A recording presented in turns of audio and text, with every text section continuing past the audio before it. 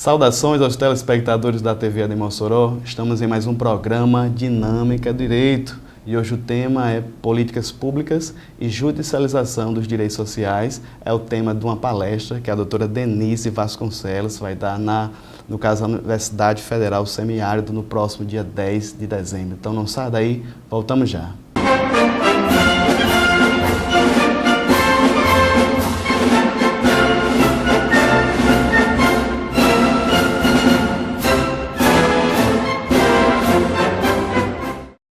Estamos de volta ao programa Dinâmica Direito, aqui com a doutora Denise Vasconcelos. O tema vai ser ministrado na palestra no próximo dia 10 de dezembro na Universidade Federal Semiárido, que trata sobre políticas públicas e judicialização dos direitos sociais. A doutora Denise, ela é coordenadora da prática jurídica da Universidade do Estado do Rio Grande do Norte, Departamento de Direito, tem o seu mestrado na Faculdade de Lisboa, com doutorado, doutoranda na Faculdade do Porto. Doutora Denise, seja bem-vinda ao programa Dinâmica Direito. Muito obrigada, gostaria de agradecer o convite e também cumprimentar todos os telespectadores e me colocar à disposição para a gente falar um pouquinho sobre essa temática tão importante. Como a senhora falou, por demais importante, estamos há 3 décadas da nossa Constituição Federal. Trouxemos, acredito que foi no mês de outubro, trouxemos o doutor Albenes, no caso da Universidade Federal, para tratar da temática, e falar sobre a mesa sempre é importantíssimo. Doutora, são muitos conceitos, como a gente falou, a palestra é bem abrangente. Cada conceito desse, políticas públicas, judicialização, direitos sociais, cada um desses já daria um tema, já daria uma entrevista. Mas nos ajude de início, doutora Denise, a falar sobre o que seria políticas públicas.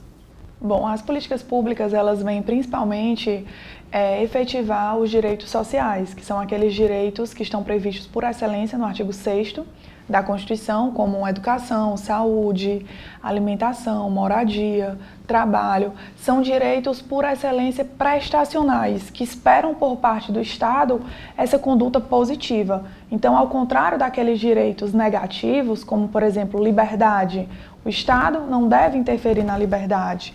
Violação de correspondência, o Estado não deve violar a correspondência. Já nos direitos sociais, exigem do Estado essa postura proativa. O Estado deve, por exemplo, para efetivar o direito à educação, construir escolas, qualificar professores, reformar quadras. No âmbito da saúde, por exemplo, o Estado deve fornecer medicamentos, qualificar médicos, ampliar leitos de UTI. Então, políticas públicas são justamente essas ações programáticas de efetivação desses direitos fundamentais sociais, que são direitos por excelência sociais, né? Direitos prestacionais, que exigem esse ato estatal. No caso, doutora, assim, nosso público é bem diversificado. Nós temos estudantes, mais profissionais liberais, a sociedade civil está nos assistindo. E muitas pessoas, doutora, não compreendem como a Constituição tão extensiva, tão bonita no papel e na prática, doutora, não há essa correlação. Fala-se que, por exemplo, o salário mínimo, quando a Constituição trata sobre o mesmo, diz que ele deve dispor de lazer, educação, alimentação. E na prática, doutora, R$ 952 atualmente não dá para isso. Como a senhora, como pesquisadora, como professora, pode dar essa resposta para quem está em casa e não entende essa questão dessa correlação que não há? É uma problemática essa questão da constitucionalização simbólica, né, chamado por alguns doutrinadores, que é justamente nossa Constituição é extremamente prolixa, como o senhor bem mencionou, entretanto, na prática, esses direitos muitas vezes não são efetivados de maneira satisfatória, mesmo com os altos tributos. E aí, embora os direitos sociais devam ser concretizados por políticas públicas, né, em regra, quem desenvolve essas políticas públicas são os representantes eleitos pelo povo, poder executivo, por exemplo, através dos seus órgãos auxiliares, por exemplo, no âmbito da saúde, com base na Política Nacional de Medicamentos, o Ministério da Saúde elabora a Relação Nacional de Medicamentos. E aí vai fazer toda aquela análise, quais são as doenças mais recorrentes da população, quais são os medicamentos que têm o menor custo de armazenamento, de distribuição, que têm um valor terapêutico comprovado. E aí, todas aquelas políticas públicas desenvolvidas pelo Poder Executivo devem estar sujeitas ao crivo do Poder Legislativo, que irá aprovar ou não com base, né, nas medidas ordenadoras de despesa, nas leis orçamentárias, nas leis plurianuais. Entretanto, como você disse, muitas vezes nós temos aquele rol extenso de direitos fundamentais. O Poder Executivo deveria desenvolver políticas públicas, o Poder Legislativo deveria aprovar essas políticas públicas, entretanto, muitas vezes sequer são desenvolvidas, sequer são aprovadas e muito menos implementadas ou implementadas satisfatoriamente. E é por isso que muitas vezes o cidadão, principalmente aquele que não tem condições de arcar financeiramente, seja com educação, com saúde, com moradia, busca o Poder Judiciário para tentar a efetivação daqueles direitos que deveriam ter sido desenvolvidos pelos representantes do povo. Doutora, a senhora falou, quando referente a políticas públicas, educação, saúde. Como diferenciar políticas públicas de políticas de governo? Exemplo, a nível municipal. Pegamos aí a escola base, a escola de ensino base, fundamental. Como desenvolver, na verdade, desvincular algo tão importante como a educação, que um governante, no caso o prefeito, não pode desenvolver em 4 anos apenas. Como deixar um legado, como desvincular essas políticas públicas, doutora, de políticas de governo e poder, assim, ascender, preocupar-se com educação e saúde, como realmente deve ser feito. Em regra, os estados, por exemplo, os municípios, em caráter suplementar, também poderão, a depender do caso concreto, estar legislando, né, dentro das suas competências. Como já aconteceu, por exemplo, o STF já entendeu ser constitucional uma lei, na época estadual, que trazia um limite máximo de alunos dentro da sala de aula, por exemplo. Então, realmente, só no caso concreto, para a gente poder analisar, né, se houve uma continuidade daquela política pública ou não. Muito bem, tem que ver no caso concreto mesmo, doutora, caso a caso. Assim, a gente vê cenas de sucesso no nosso país, tem alguns estados do Goiás, no caso municípios de Goiás, a gente vê sucesso, mas a gente vê também situações calamitosas. Como pode, doutora, a seu ver, a gente poder ver a educação como um todo, como há essa questão gritante em estados do nosso país, a senhora veio do Ceará, lá, muito embora a educação pública lá funciona, a gente vem aqui para o Rio Grande do Norte, a educação pública não funciona. Será que jogar essa responsabilidade, doutora, em 4 anos, no caso do governo do estado, não seria algo que deve ser mudado? Bom, embora nós tenhamos, né, dispositivos tanto na Constituição, por exemplo, ali a partir do artigo 208 da Constituição, nós temos também dispositivos no Estatuto da Criança e do Adolescente, por exemplo, ali a partir do artigo 54. Como eu tinha falado anteriormente, nós temos uma Constituição prolixa, como deve ser aquele rol de direitos fundamentais. Realmente, nós dependemos do Poder Executivo para desenvolver essas políticas públicas, principalmente através dos seus órgãos auxiliares. Por exemplo, se nós estivermos falando no âmbito municipal ou estadual, através das suas secretarias, e nós dependemos dessas aprovações do Poder Legislativo. O que pode ser feito, muitas vezes, quando não há esse desenvolvimento de políticas públicas, essa implementação, é buscar isso judicialmente, como já ocorre. Por exemplo, quando um menor, vamos supor, um menor de 4 anos, tenta se matricular numa creche, não tem vagas.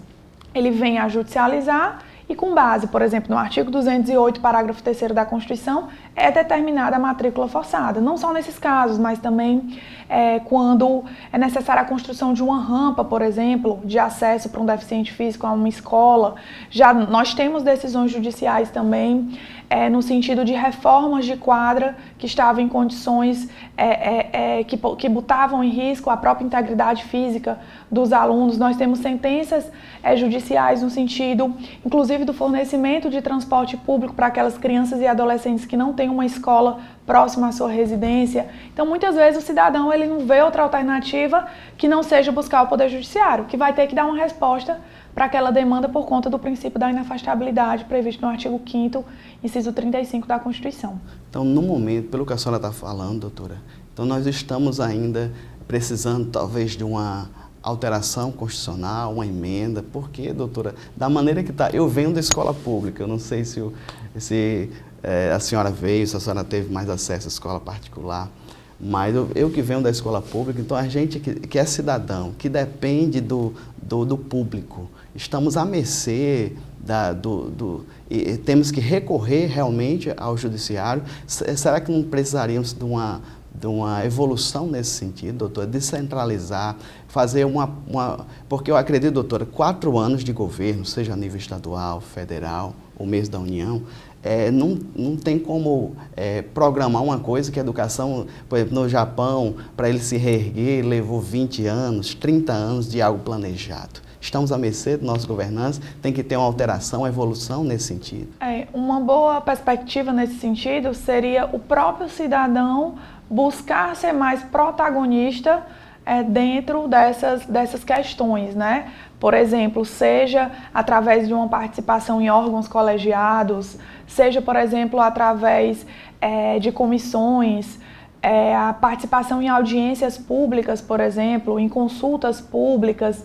Então, o cidadão ele também pode assumir esse papel mais proativo em busca, né, da concretização daquele direito. E também sempre buscar de certa forma, aquela fiscalização dos representantes que ele elegeu. Seja analisando, por exemplo, em consultas em sites, né? Por exemplo, o site do Congresso Nacional para verificar quais foram os projetos de iniciativa daquele candidato, por exemplo, quais foram vetados, enfim, buscar esse maior protagonismo, justamente ter essas noções de vida cívica. Muito bem, estamos aqui com a doutora Denise Vasconcelos, ela que é coordenadora da prática jurídica da UERN. Estamos tratando sobre o tema da palestra que vai ser ministrado no próximo dia 10 de dezembro, que é a questão das políticas públicas e judicialização dos direitos sociais. Então não sai daí, voltamos já.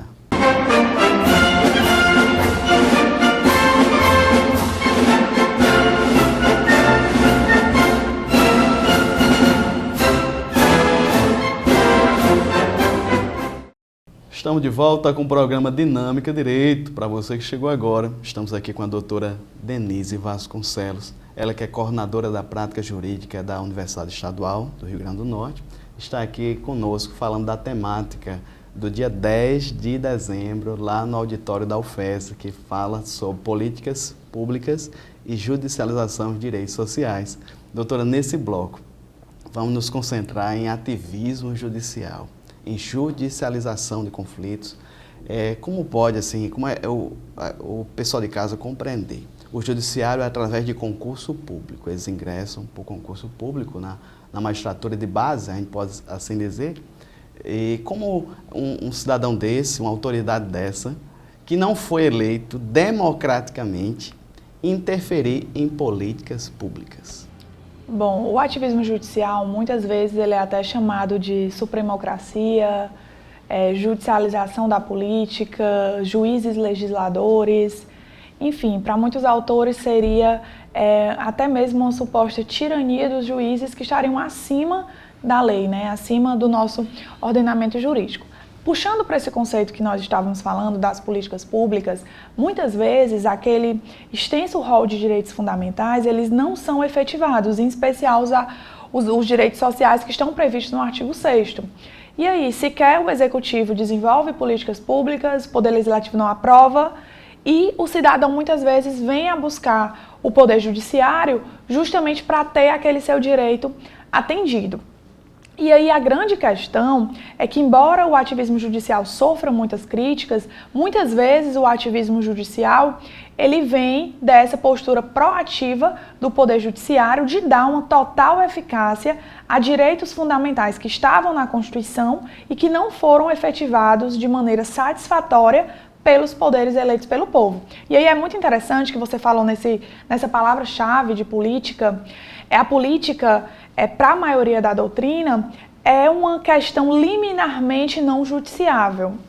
O Poder Judiciário, como ele não foi eleito pelo povo, ele não poderia ter essas decisões políticas, por assim dizer. Teria que ter uma autocontenção, um autocontrole, uma deferência com os poderes, mas ao mesmo tempo o Poder Judiciário não pode permitir omissões e violações.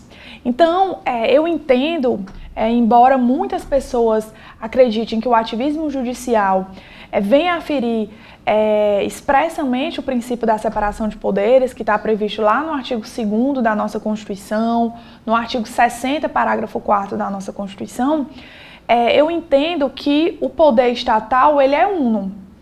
O que existe, né, é uma distribuição de funções típicas e atípicas, e quando o Poder Judiciário age de uma maneira mais proativa, nos casos, é claro, de omissão, de ineficácia dos poderes eleitos, do Executivo e do Legislativo, não seria ir de encontro a esses poderes. Pelo contrário, seria um realce da Constituição, dar uma total eficácia à força normativa da Constituição. E nós temos inúmeros exemplos de ativismo judicial, como, por exemplo, a possibilidade do aborto, né? Do feto que não tem atividade cerebral, que foi julgado, né, no ADPF 54. A questão também, a vedação do nepotismo, tanto no âmbito do Poder Judiciário, através da resolução número 7 do CNJ, como também aos demais poderes, através da súmula vinculante 13 do STF. A presunção também de uma dispensa sem justa causa para aquele empregado que tem uma moléstia grave. Isso nós temos, por exemplo, a súmula 343 do TST. Nós temos inúmeros exemplos mesmo do ativismo, também questões relacionadas, por exemplo, à greve do servidor público, a questão da própria infidelidade partidária. Enfim, são muitos exemplos em que o Poder Judiciário teve uma postura mais ativa, justamente em razão dessa eventual omissão ou ineficácia de poderes eleitos democraticamente. Só para o pessoal entender, doutora, no caso dessa questão do aborto, deveria partir do legislativo, a regulamentação do mesmo, os detalhes desse caso, mas quando o judiciário foi acionado, ele não se negou, ele foi lá e deu precedentes judiciais. É isso, doutora? Só para deixar mais claro, pessoal. Sim. Esse caso específico da ADPF 54 foi entendido, né, do feto anencefálico, aquele que não tem atividade cerebral, em que seria possível. Lembrando, né, que no nosso ordenamento, nós também já temos a possibilidade do aborto terapêutico, né, quando é a única forma de salvar a vida da mãe, e também aquele decorrente de estupro. Muito bem. Doutora, sobre essa questão, não estou defendendo aqui o Legislativo do Brasil, eles têm suas prerrogativas, têm a sua assessoria própria, mas dizem, né, fala-se que o Legislativo não legisla com tanta eficácia porque tem medidas provisórias, tem uma pauta toda que já vem do Executivo.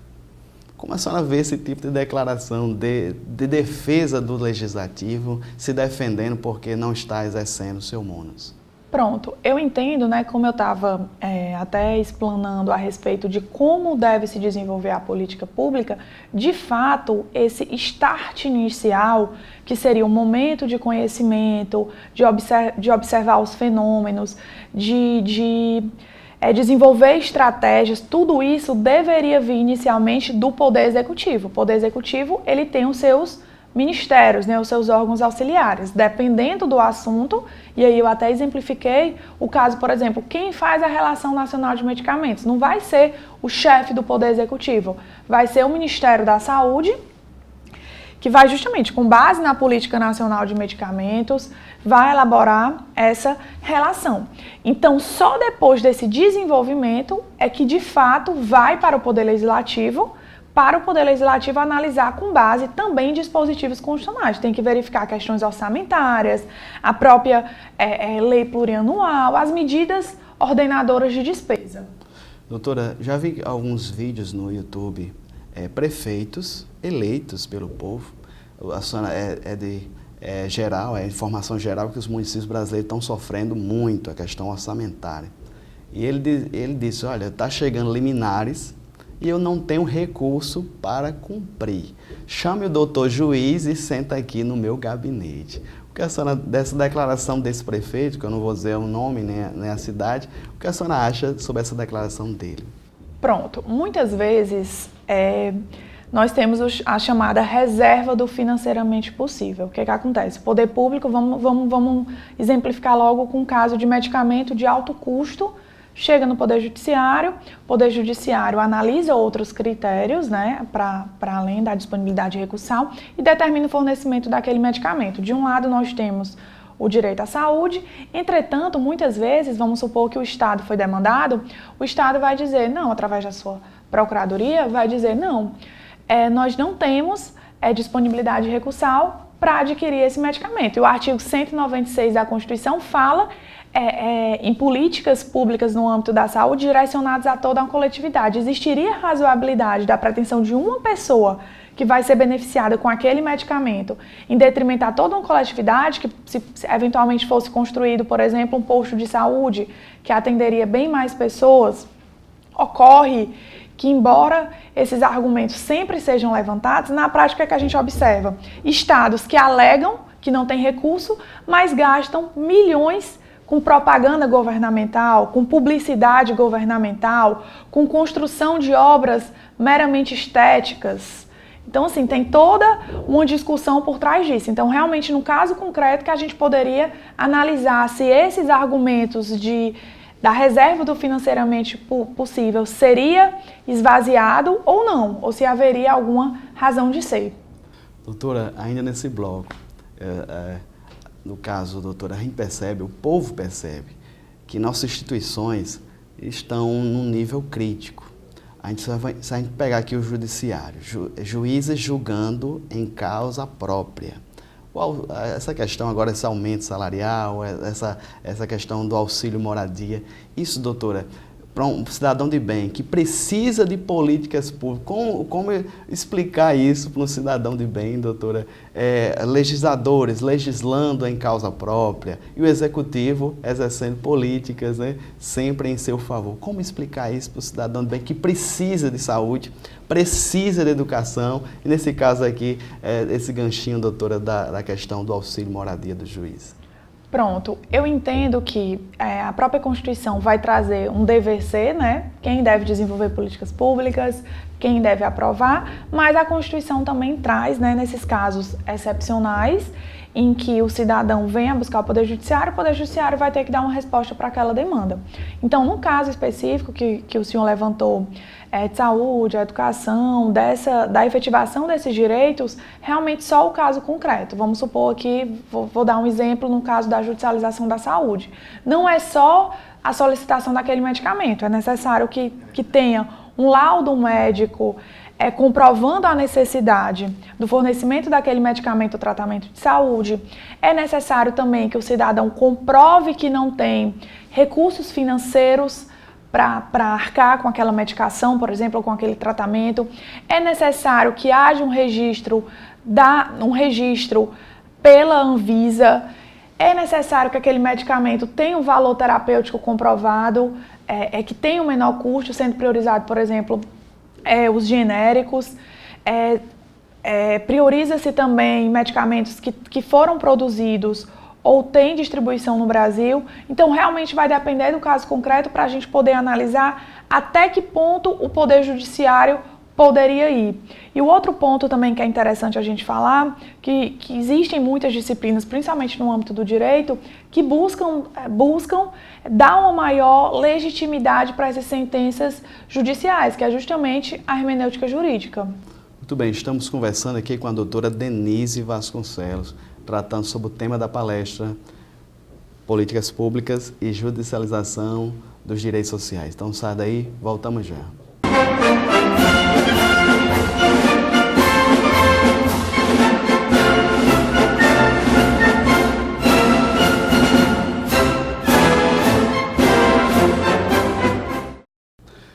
Estamos de volta com o programa Dinâmico Direito. A doutora aqui, Denise Vasconcelos, ela que é coordenadora da prática jurídica da Universidade Estadual do Rio Grande do Norte. E estamos sob o tema da palestra Políticas Públicas e Judicialização dos Direitos Sociais. Doutora Denise, ainda é um campo minado, delicado essa questão dessas prerrogativas, atribuições de juízes nessas sentenças pelo Brasil afora, que fala-se, né, de judicialização, ativismo judicial. É necessário, doutora, uma normatização disso? O judiciário já existe dispositivos para controlar, porque eu vejo alguns excessos, doutora Denise. Eu já vi decisões de um cidadão querendo, no caso, um tratamento inovador, que ainda não foi realmente comprovado a sua efetividade, e ele procurou o judiciário, e eu já vi decisões, doutora, pugnando, deferindo esse tipo de situação. Será, doutora Denise, que não tem que ter alguns critérios? Será que a nossa Constituição e leis civis já normatizam ou precisa de uma legislação nova sobre essa questão do ativismo? Pronto, a própria Constituição, no artigo 93, já traz a questão da fundamentação da sentença, né, judicial. Nós temos também no novo CPC, no artigo 489, dispositivos que tratam expressamente de que sentenças judiciais embasadas em valores jurídicos indeterminados não serão consideradas sentenças fundamentadas. A grande questão é porque, por exemplo, você pega esse dispositivo que fala em valores jurídicos indeterminados, então como uma sentença fundamentar, por exemplo, a indignidade da pessoa humana, que tem um valor axiológico imenso? Como falar de uma efetivação de um direito fundamental, sem falar em valores jurídicos indeterminados? Essa é a primeira problemática. Entretanto, nós temos, né, o direito em si busca cada vez mais trazer mecanismos que possam fornecer uma maior racionalidade, previsibilidade às sentenças judiciais. E aí, a título exemplificativo, nós podemos falar, por exemplo, da questão das audiências públicas, que já ocorrem no âmbito do STF. Nós já tivemos audiências públicas, por exemplo, para analisar a possibilidade do ensino domiciliar. Nós tivemos audiências públicas para se discutir o ensino religioso nas escolas, né, que conforme o artigo 210 da Constituição é de matrícula facultativa. Nós já tivemos audiências públicas para discutir o novo Código Florestal, a questão do uso do amianto, a questão da suspensão do WhatsApp por sentenças judiciais. Então, assim, uma boa opção para o Poder Judiciário, a meu ver, seria cada vez mais disponibilizar e fomentar essas audiências públicas para que o cidadão possa ser ouvido e o Poder Judiciário possa embasar a sua decisão naquilo que foi discutido com todos aqueles que estão, né, sob uma exegese constitucional. Nós temos também a possibilidade, para além das audiências públicas, né, que está lá no artigo 154 do Regimento Interno do STF, nós também temos a possibilidade do amicus curiae, né, do amigo da corte, que está previsto lá no artigo 138. Então, cada vez mais eu entendo que o Poder Judiciário deve buscar esses mecanismos, principalmente de protagonismo. E aí o outro ponto que eu também gostaria de falar aqui, que o senhor tocou, que são esses excessos das sentenças do Poder Judiciário.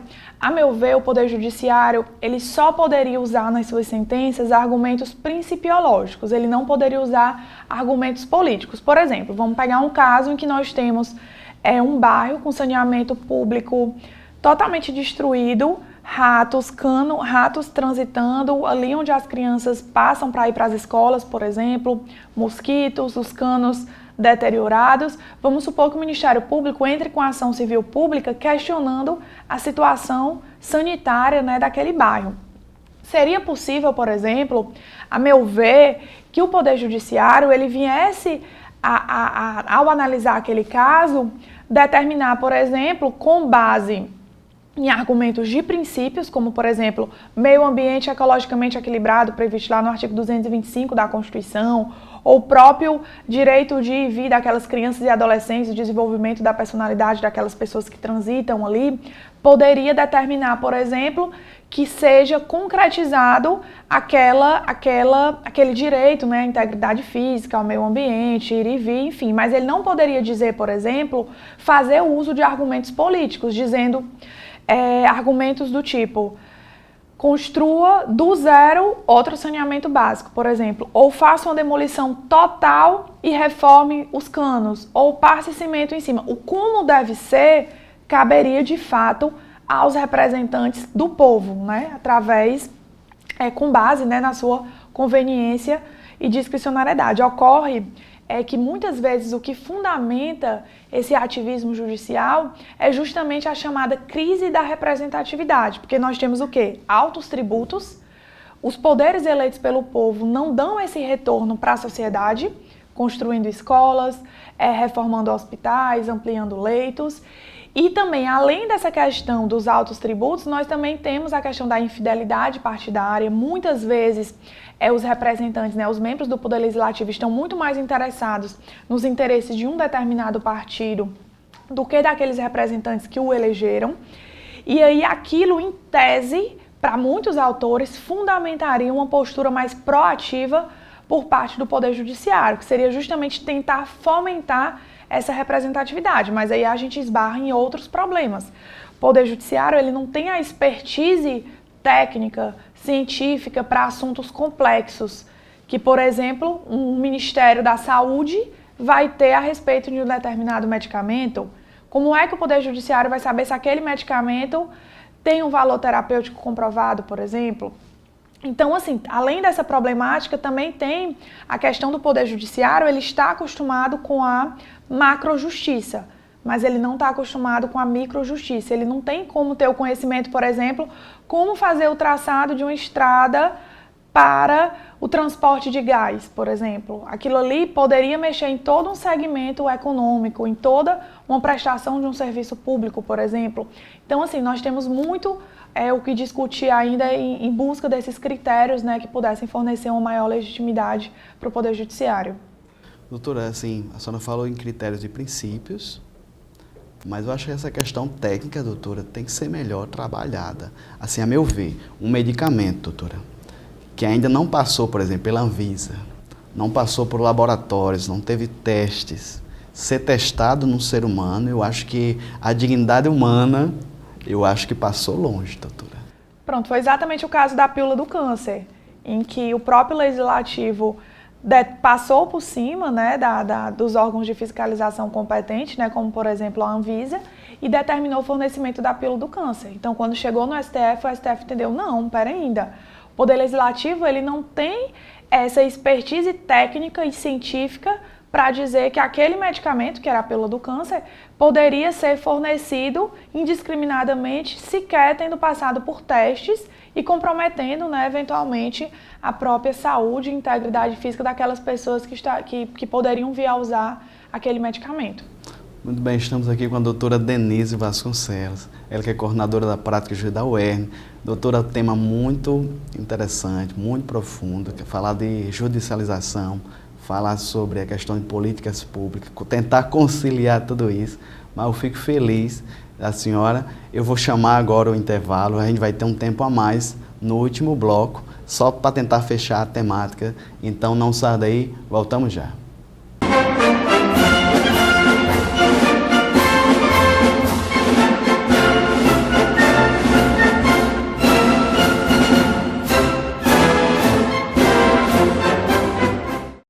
Estamos de volta, quarto e último bloco da nossa conversa aqui com a professora Denise Vasconcelos, ela que é coordenadora da prática jurídica da UERN e está com a palestra no próximo dia 10 de dezembro no auditório do Direito da Universidade Federal, nossa querida UFESA, sobre políticas públicas e judicialização de direitos sociais. Doutora Denise, nós temos um pouco de tempo agora na conclusão. Vamos tentar fechar aqui a questão do ativismo judicial, especificamente sobre a judicialização dos direitos sociais, como a questão da educação. Quiser dar alguns exemplos, tanto dos tribunais superiores como da justiça comum, fica à vontade. Pronto, nós podemos falar, por exemplo, um caso bem emblemático, né, que é a ADI 5357, que foi apreciada pelo Supremo Tribunal Federal, em que foi entendido que não seria possível cobranças de matrícula, mensalidade, anuidade diferenciadas para aquelas pessoas portadoras de necessidades especiais, justamente por conta de uma gama de outros princípios que nós acolhemos no nosso Estado Democrático de Direito, como a questão do pluralismo, a questão do princípio da solidariedade, da igualdade, da dignidade da pessoa humana. Então foi vedado. Outro ponto também que é muito comum, muitas vezes crianças, por exemplo, 4 anos, os pais tentam matricular em uma creche próxima à sua residência, não conseguem matricular aquele menor e vêm a judicializar, justamente com base, por exemplo, no artigo 208 da Constituição, que garante, né, aquele ensino obrigatório e gratuito para aquelas crianças que estão naquela faixa etária. Outro exemplo que nós também poderíamos dar é a ausência de rampas, por exemplo, de acesso às salas de aula, como é que aquelas crianças que têm eventualmente uma necessidade especial, que usam uma cadeira de roda, conseguiriam adentrar, né, naquela sala de aula. Então, além, né, do tratado internacional que nós temos que regula o caso dos direitos da pessoa com deficiência, inclusive com status constitucional, né, porque foi um tratado de direito humano incorporado no nosso ordenamento com os mesmos moldes de uma emenda à Constituição. Então, não só por conta do tratado, mas também porque o artigo 208, inciso 3º da Constituição, também garante esse atendimento especializado dessas pessoas com necessidades especiais. Outro exemplo que nós também poderíamos dar é o caso, por exemplo, eventualmente de crianças que são membros de uma comunidade indígena, por exemplo, embora nós tenhamos a determinação que o ensino vai ser em língua portuguesa, em regra, também é possível, né, com base no artigo 210 da Constituição, que aquelas pessoas tenham, sim, um ensino direcionado de acordo com seus processos próprios de aprendizagem. Também nós temos decisões judiciais também no sentido de reforma de quadras que estavam em condições quase de desabamento, comprometendo a integridade física do corpo discente, do corpo docente, que foi determinado a restauração, né, a reforma daquelas quadras. Nós temos também decisões judiciais no âmbito da educação no sentido de fornecer transporte gratuito para crianças e adolescentes em escolas que não eram próximas à sua residência. Então, realmente, nós temos inúmeros exemplos nesse sentido. Realmente, como a minha tese de doutorado é sobre direito à educação, então a gente poderia falar aqui muito tempo sobre o direito à educação, mas assim, para deixar uma mensagem final, né, nesse âmbito da judicialização, é interessante que cada vez mais o Poder Judiciário busque, né, mecanismos que forneçam previsibilidade, racionalidade, prudência nas suas decisões judiciais, busque fundamentação, justamente para que o cidadão se sinta de fato representado e se sinta também com a sua opinião sendo válida, como a gente falou aquele exemplo da questão das audiências públicas. Mas o próprio cidadão, ele também pode buscar esse protagonismo naqueles outros casos, né? Não só de audiências públicas, mas de consultas públicas, participação em comissões, em órgãos colegiados, até mesmo o exercício do direito de petição, ou no caso de impetrar ações como ação popular, eventualmente um mandado de junção, dependendo do caso concreto. Então, o cidadão também deve ter essa noção cívica, né? Buscar esse maior protagonismo. Doutora, fechando a temática, o cidadão de bem que está nos assistindo, a senhora falou aí de dezenas de exemplos, tanto na saúde como na educação. É necessário que, doutor, um advogado particular, ele pode recorrer às defensorias ou práticas jurídicas? Como é que ele faz para exigir um direito fundamental? Pronto. Em tese, o cidadão ele precisará de um advogado.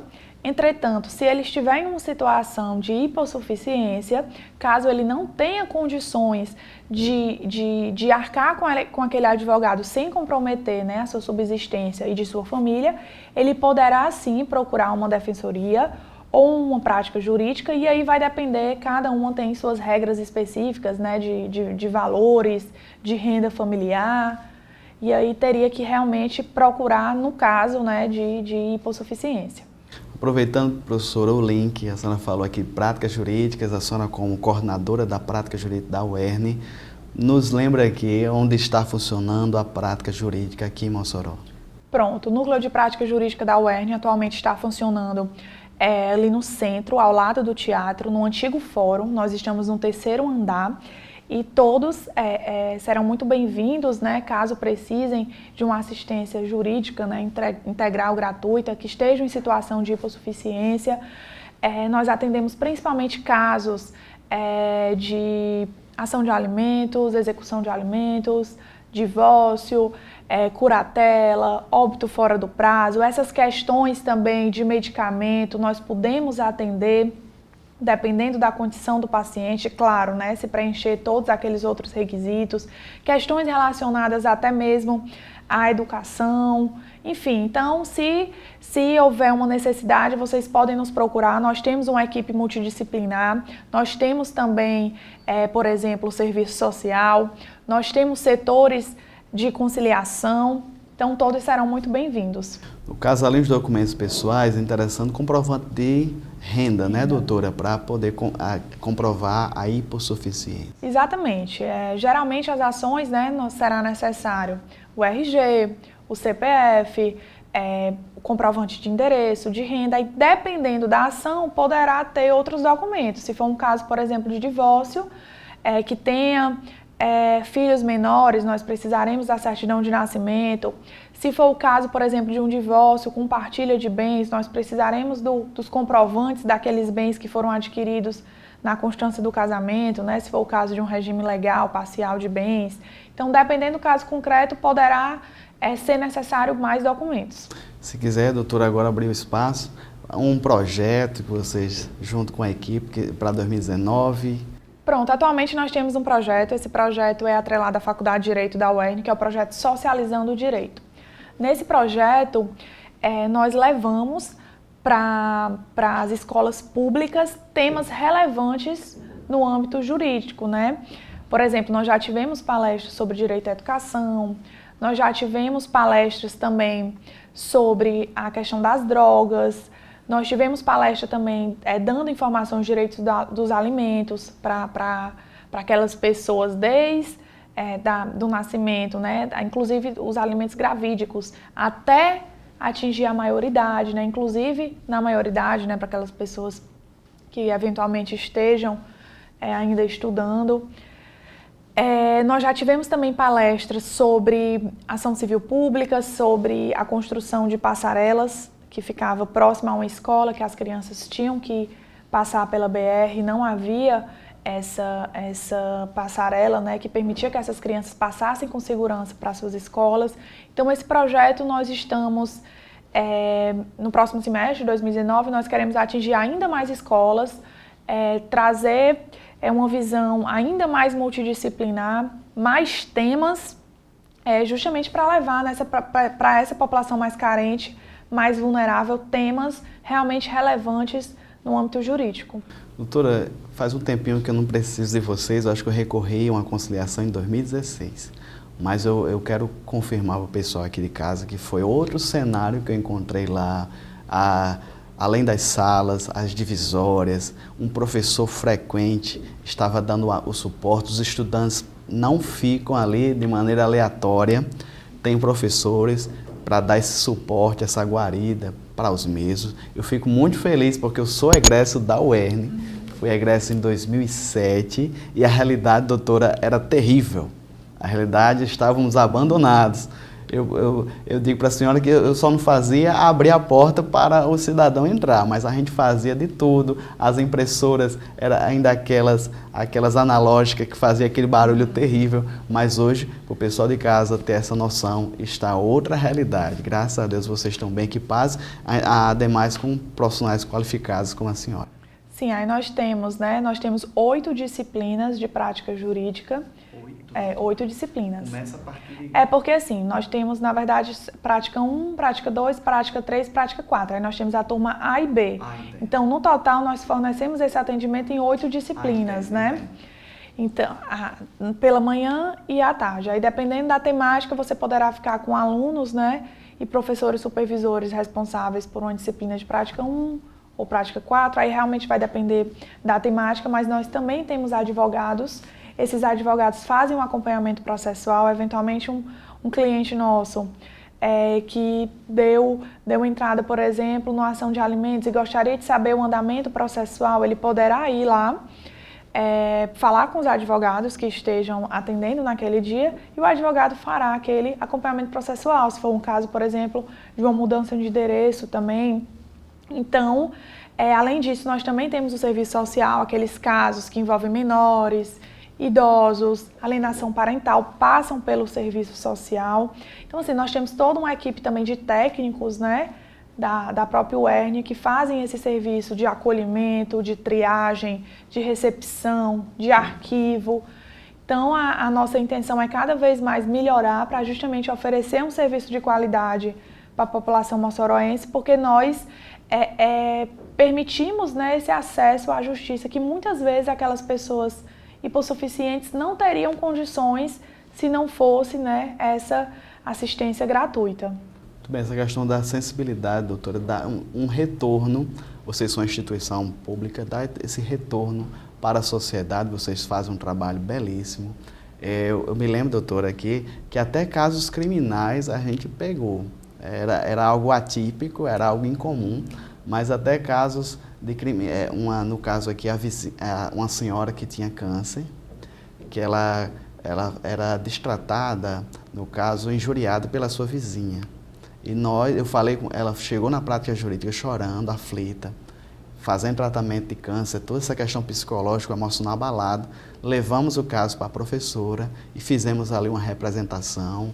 E foi algo marcante para mim. Acredito que os alunos devem ter, além dessa questão de carga horária, essa questão de ver o lado humano também é muito importante. Sim, que é justamente a prática jurídica, ela também aproxima o estudante de direito daquela realidade social, que inclusive coincide com os princípios também do projeto de extensão que eu estava falando agora há pouco, que é o projeto Socializando o Direito, que é justamente tirar aquele aluno só daquela sala de aula, daquelas disciplinas teóricas e trazer de fato para essa vivência, né, para buscar esses anseios da comunidade, principalmente a comunidade mais carente e mais vulnerável. Professora, só para resumir aqui, fale um pouquinho, rapidinho, sobre a palestra Políticas Públicas em Discussão, só convidando o pessoal, os estudantes.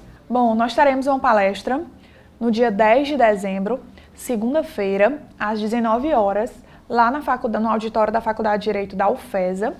Essa palestra será sobre políticas públicas e nós teremos várias pessoas participando. Nós teremos o professor Raimundo Márcio, que vai falar um pouquinho sobre políticas públicas e a LINDB. Nós teremos também o professor Emanuel, que vai falar um pouquinho do controle de constitucionalidade e das políticas públicas. O professor Albenes, que é o coordenador da UFESA, que irá falar das políticas públicas, né, de consensualização de conflitos, e eu estarei também falando um pouquinho sobre a judicialização, né, dos direitos sociais frente a essa problemática das políticas públicas. Então, quem puder comparecer, é só entrar no site da UFESA, se inscrever no evento, é gratuito a inscrição e posteriormente será dado um certificado de 4 horas de participação nesse evento. Muito bem, estudante está precisando de horas complementares, importantíssimo participar dos eventos. E também, doutor, não apenas colocar o nome, ouvir as palestras, tem oportunidade para perguntas? Sim, com certeza. Nós terá, além da parte expositiva, né, nós iremos fomentar as discussões, nós estaremos dispostos a responder perguntas e nós contamos com a participação de todos vocês nesse evento. Doutora Denise Vasconcelos, coordenadora da Prática Jurídica da Universidade Estadual, foi a palestra especificamente hoje, já adiantando aqui para quem pretende ir também no dia 10, mas foi sobre a questão políticas públicas e judicialização dos direitos sociais. O meu muito obrigado, doutora, em nome de todo o pessoal de casa, toda a equipe da TVAD, o meu muito obrigado. Obrigada. Então, permaneça conosco na programação da TVAD, teremos os cultos, teremos os eventos e até o próximo sábado, se Deus quiser, com mais um Dinâmica do Direito. Deus abençoe a todos.